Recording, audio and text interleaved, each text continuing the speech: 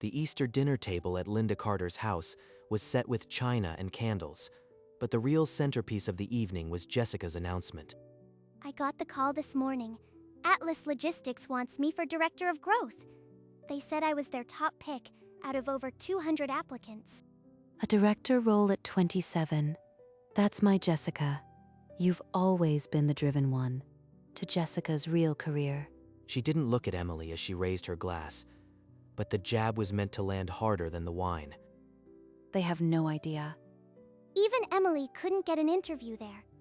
They only recruit actual achievers, people with degrees and ambition. A small, almost amused smile flickered at the corner of Emily's mouth, so brief no one caught it, because Emily knew something they didn't, a secret that would turn every boast tonight into a confession.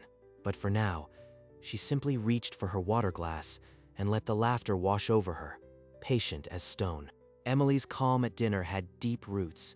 12 years earlier in that same house, the story of her failure was already being written. Emily, you spend every night on that computer.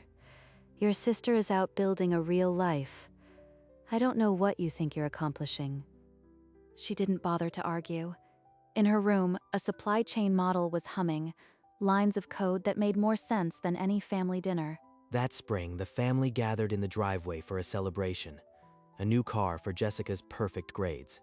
Emily watched from the doorway. This is what hard work looks like, Emily. If you ever applied yourself, maybe you'd have something to show for it. She wasn't hoping for a car. She was building a logistics platform that could one day move entire fleets. They couldn't see past the screen. At 19, she made the choice her family would mock for a decade.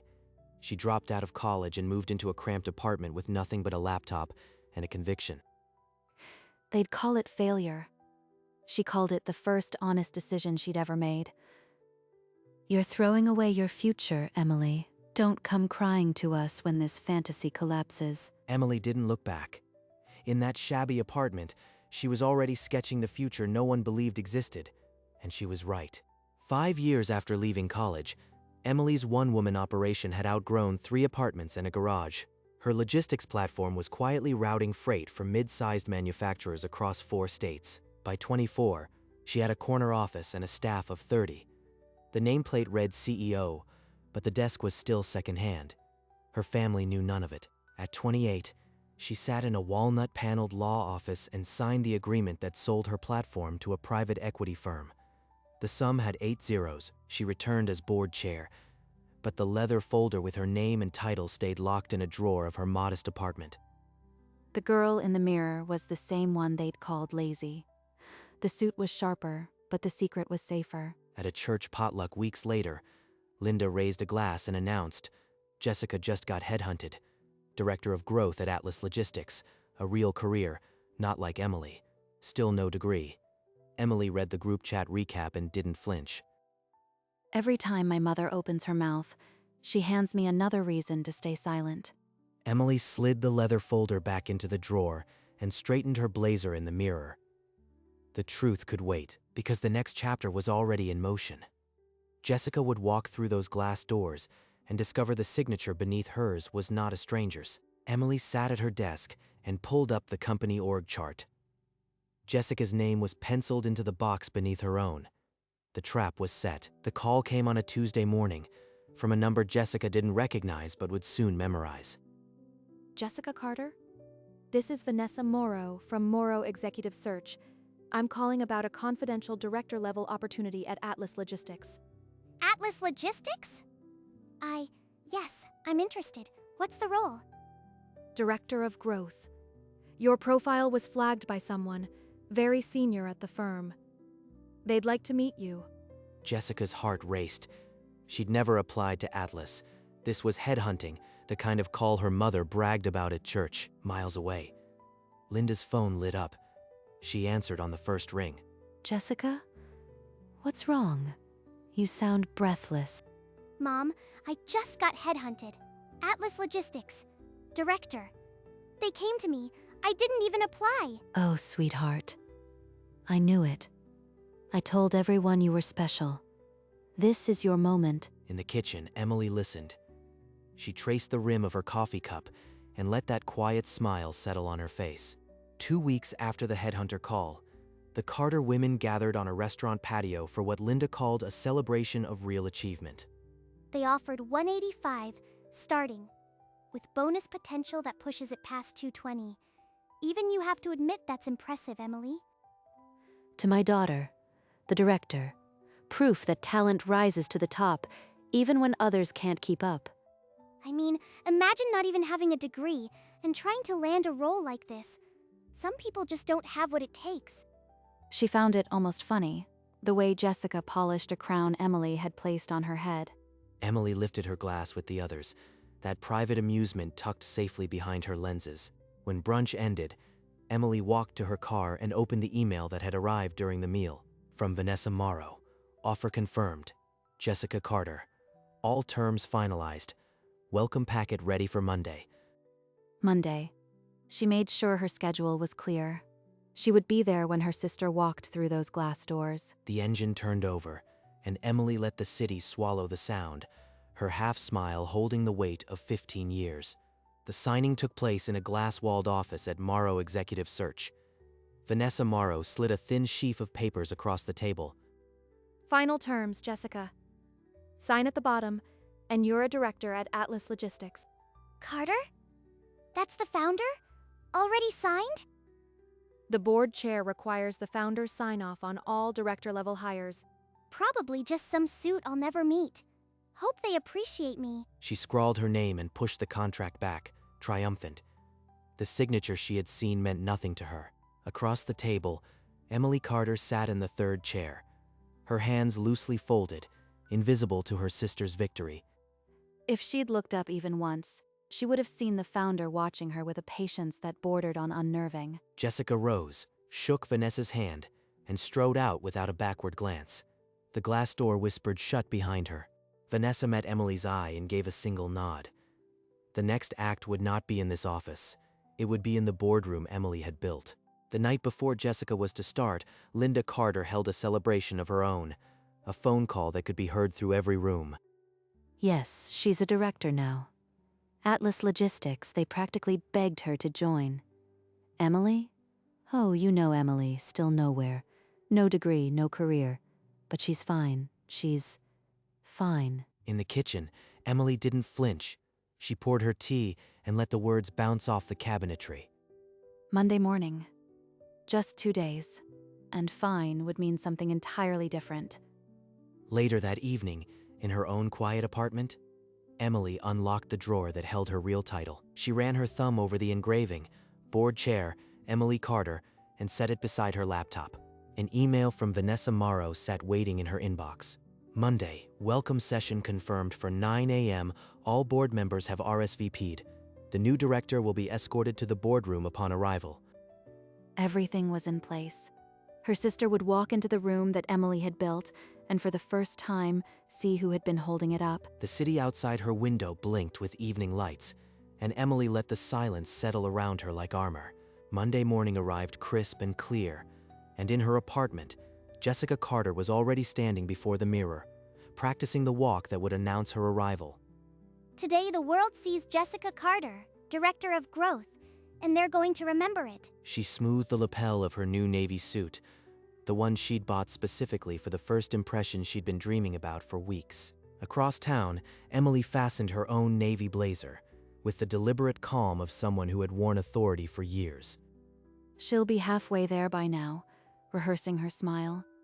Through her window, Emily watched Jessica's car pull away, a silver streak disappearing toward the downtown skyline. The Atlas Logistics Tower rose out of the financial district like a glass cathedral, its logo catching the morning sun. This is it.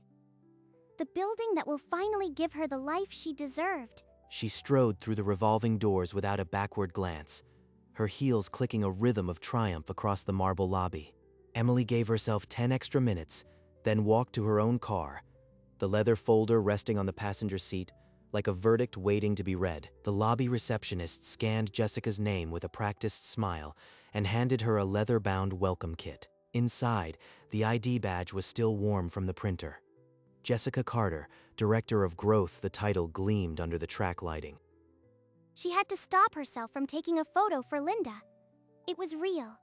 She was real. Near the elevators hung a portrait of the founder, but the face was an intentional shadow, only a dark blazer and a suggestion of a woman. Probably some reclusive tech bro she'd never have to answer to. Perfect. The HR coordinator mentioned the board chair would attend the morning welcome. Jessica barely registered it. She was already crafting her first quarterly plan in her head. She passed beneath the welcome screen where her name already cycled alongside the company's values. The letters felt enormous. She swiped her badge through the security gate and followed the assistant into the executive elevator, the glass walls revealing floor after floor of rising success. The lobby portrait stayed behind, the founder's face still hidden, waiting. The elevator doors closed with a whisper, and Jessica checked her lipstick one last time. She never saw the second elevator that arrived moments later, carrying the woman in the portrait. The boardroom was silent, its glass walls overlooking the city. Jessica sat alone at the long table, smoothing her blazer. This was it. The board and the founder. She was in the room where it happened. She texted Linda, "Mom, about to meet the board and the founder." She hit send and looked up. At the head of the table stood a leather nameplate. Emily Carter, like her sister. A strange coincidence. But there were thousands of Emily Carters. This one had built a tech empire. The door opened and a procession of board members filed in, eyes fixed on phones and papers. She smiled, but no one smiled back. She was invisible. They took seats without a word, leaving the founder's chair at the head of the table empty. Jessica glanced again at the engraved letters, then at the door. The air in the room thickened. The door opened without a sound, and Emily Carter walked in wearing the same navy blazer she had worn at brunch, but now the half-smile carried a different weight. Jessica's hand froze halfway to her phone. The navy blazer, the glasses, the quiet posture, it was her sister, and yet it wasn't. It couldn't be. The founder she'd dismissed was standing in front of her wearing the face of the sister she'd mocked all her life. Good morning, Jessica. I see you found your seat. Emily gave a small nod, then walked toward the head of the table, her heels steady on the marble. The leather folder she carried matched the chair she was about to claim. That nameplate, Emily Carter. Her sister. It wasn't a coincidence. It was her all along. The board members rose as Emily approached. She pulled back the founder's chair and sat without ceremony, her eyes never leaving Jessica.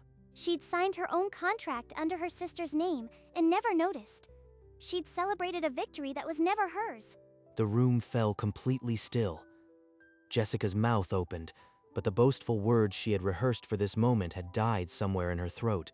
Emily leaned forward, folded her hands on the table, and let the silence press against her sister like a verdict. The board members exchanged glances, clearly puzzled by the strange tension between their new director and the chair. Emily, what are you doing here? I work here, Jessica. I'm the board chair. She said it as though mentioning the weather, but the words landed like a physical blow. Board chair. Her sister, the family failure, was running the company she'd just bragged her way into. The other board members began to understand. This was not a normal welcome. This was reckoning. I believe introductions are in order. I'm Emily Carter, board chair of Atlas Logistics, and I'll be leading this morning's session. She signaled to the assistant at the door, and the presentation screen flickered to life, but she didn't need slides to hold the room. Her hands were trembling now, and she pressed them flat against the table to hide it. Emily kept her eyes on Jessica, waiting. She would give her sister the courtesy of asking the next question, or she would continue without her. Emily glanced at the presentation screen, then back at Jessica. She didn't need slides to tell the story, but the graphic behind her made it irreversible. I founded this company at 24. It started as a supply chain algorithm I wrote in a rented room, and it grew into a platform that now moves freight across 6 states. Jessica's face went pale. The nameplate, the portrait, the signature. Every clue she had dismissed crashed together in her chest. I sold it at 28 to a private equity firm. I stayed on as board chair. The sum was substantial. Carter. The signature on her contract. Not a stranger. Not a coincidence. Her sister. Controlling everything. Why? Why didn't you ever tell us? You let us call you lazy for 15 years. You let me mock you at dinner. Because you wouldn't have believed me. Our mother had written the story, and you both lived in it. I learned to let my work speak. The room was so quiet that the hum of the air conditioning sounded like a verdict. None of the board members dared to interrupt. I kept the secret until you needed to hear it where no one could talk over me. Jessica's expression cracked, but Emily didn't look away. She was waiting, not for an apology, but for the weight of 15 years to finally land. But the explanation Emily offered only hollowed the space between them. Jessica's hands curled around the armrests of her chair. You let me gloat at dinner. You let me sign a contract with your name on it. You set me up. I let you interview. I let you get the offer. But I didn't create the arrogance you carried into every room. Jessica's face crumpled. The accusation she'd meant as an attack had turned into a mirror. So this was about teaching me a lesson? Humiliating me in front of the board you built? I needed you to see the truth, not hear it. Our mother made sure words would never be enough. Something in Emily's expression flickered, the first crack in her composure all morning. What else? There's more, isn't there? You think I simply let this happen? I made it happen. Every step. The room fell into a different kind of silence, one that promised the worst revelation was yet to come. Emily raised her hand, and the boardroom door opened. Vanessa Morrow walked in, a tablet in her hand, her expression carefully blank. Show them the thread, Vanessa. The instructions that brought my sister to this table. From Emily Carter. Subject, candidate pipeline. Advance Jessica Carter through every round. I want her sitting in that director chair by Monday. You did this. You made sure I got the job just to teach me a lesson. Emily didn't answer. She simply watched as the truth burned through her sister, upending every victory toast and condescending laugh. She'd been a pawn in a game she didn't even know she was playing. You humiliated me. This whole thing was a setup from the beginning. The board members stared at the screen, their faces a collision of shock and profound discomfort. Not a setup. An education. You needed to see what happens when you mistake cruelty for ambition. Jessica covered her mouth, the weight of every sarcastic Easter comment hammering into her chest. Why would you do this to me? You're my sister. Because for 15 years you both believed I was nothing. I wanted you to see that the nothing built everything you're standing in. The words didn't cut. They landed like a door closing on a wound that had festered since Emily's teens. I didn't do this to hurt you. I did it so you'd finally see me. Jessica's shoulders shook. She couldn't meet Emily's eyes anymore. She stumbled to her feet, the chair scraping marble, and fled the boardroom without a word. Emily let the silence settle, then turned to the board with a steadiness that hadn't cracked. This session is adjourned. Thank you for your time. The board members rose in slow, stunned silence and filed out, leaving Emily alone at the head of the table. She looked at the empty chair across from her, the leather folder still closed on the table. The victory felt heavier than the secret ever had. By the time Emily reached her apartment, Linda had left 4 voicemails. She called back. What have you done? Jessica's sobbing. You've ruined her, ruined this family. I didn't ruin anything. I showed her the truth she refused to see for 15 years. You fix this. Reverse the hiring. Tell the board it was a mistake. You owe her that. I don't owe her a job built on lies. She can keep it or quit, her choice. You vindictive little, after everything we gave you. I'll make sure everyone knows what you've become. You spent my life writing me as the failure. Today the board saw the real ending. I'm done being your character. She ended the call before another weapon could land. The silence was their first honest one. Linda stared at the silver frame, 2 little girls in Easter dresses, and finally saw what she'd done. Emily set her phone aside and didn't look back. A weight she'd carried since 19 finally lifted. By evening, the office was a cathedral of glass and silence. Emily walked its empty floors alone, her footsteps the only pulse. She paused at the window where the city lights were just flickering on, the same view she'd imagined as a teenager coding in her rented room. She could still feel her, the girl who coded until sunrise, believing the world would eventually see her. Down the corridor, a maintenance worker lifted a screwdriver to the director's office door. The nameplate that read Jessica Carter came away with a soft click. Emily didn't watch. She just listened to the small sounds of metal disengaging from the wall, one more false title returning to dust. It was over. The boast, the mockery, the role she'd been handed, all of it dismantled by a single morning. She traced her fingers along the boardroom table, the same surface where she'd signed away her company, and then returned to claim it back. The silence cost her more than the secret had. But the silence had been hers to break, and now it was. She closed her eyes for a moment. When she opened them, the hallway outside was quiet. The nameplate was gone. The building settled deeper into the night. Emily Carter, founder, walked out of it without looking back.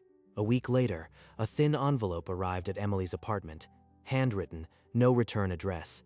She recognized the looping script instantly. She sat by the window, opened it slowly, and read the first apology Jessica had ever offered. Emily, I was wrong. I believed everything Mom said because it was easier than believing you could succeed without any of us. I don't know if we can ever be sisters again, but I know I need to stop being the person who made you feel invisible. If you're ever willing to talk, I'll listen. Emily folded the letter slowly, the paper creasing along the same lines her family's story had once bent her life. She wasn't ready to answer. Maybe one day, but not yet. The wound had only just stopped bleeding. She slid the letter into the same drawer that held her board chair nameplate and closed it. The two things now shared the same quiet space.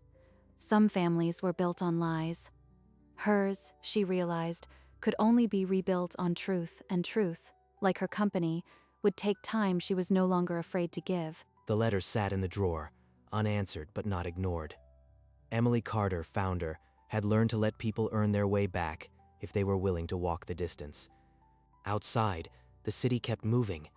Inside, Emily had finally stopped running from the girl she used to be. The quarterly board meeting filled the same glass room where Jessica had fled, but Emily now owned the silence. She opened the agenda. Under new hires was a name she didn't recognize, someone who had earned the role through merit, not manipulation. The seat her sister had briefly occupied now waited for a stranger. The company moved on, unburdened. Emily led the discussion with the quiet authority of someone who no longer needed to prove anything.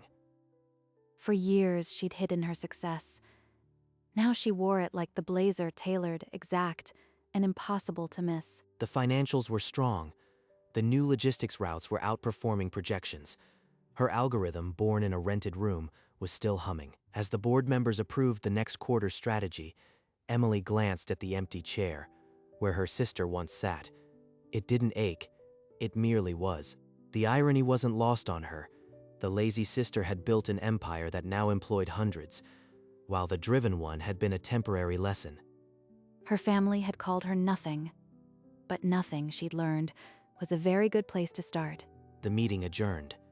Emily Carter, founder, walked out of the boardroom, not as the girl who'd been underestimated, but as the woman who had rewritten the ending.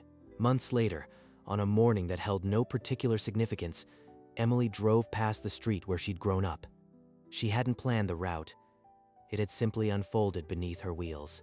The colonial house looked smaller than she remembered, and in the yard stood a sign she'd never imagined seeing, "For sale." Linda was moving on too, it seemed.